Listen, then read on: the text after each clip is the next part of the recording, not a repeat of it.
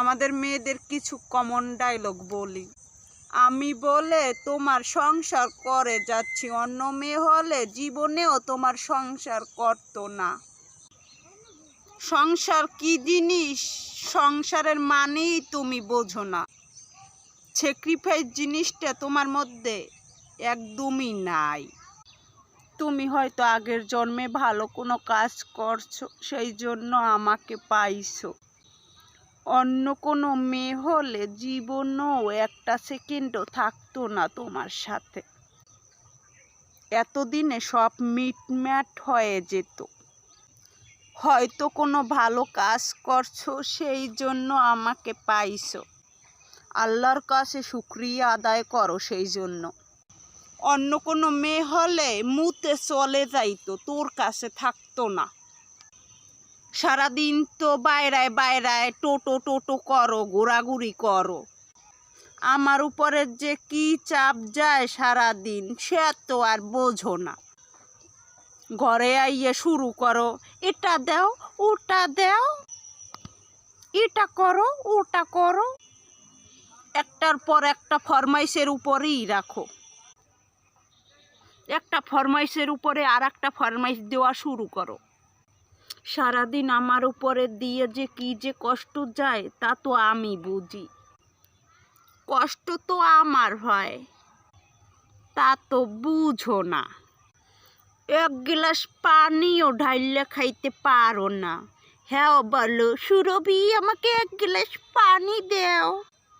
কেন, এক গ্লাস পানি কি ঢাইলে খাওয়া যায় না? তুমি আর আগের মতো নাই, অনেক চেঞ্জ হইয়া গেছো। আসলে আমি তো পুরাতন হইয়া গেছি, ওই জন্য।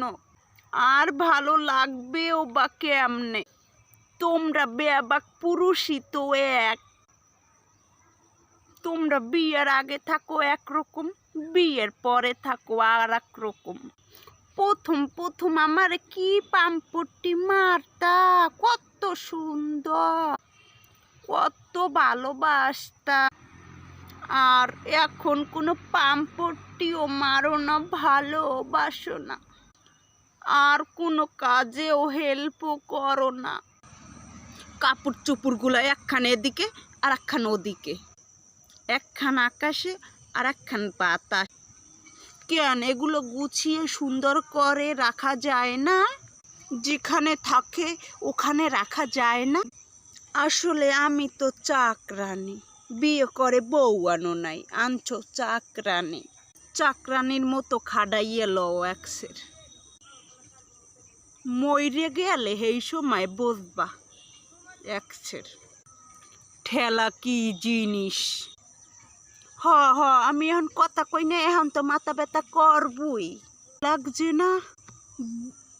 বউ কথা কইছে না, এখন এখন তো ভালো লাগবেই না। এখন অন্য মাইয়ে কথা কও, খেয়ে ভালো লাগবে।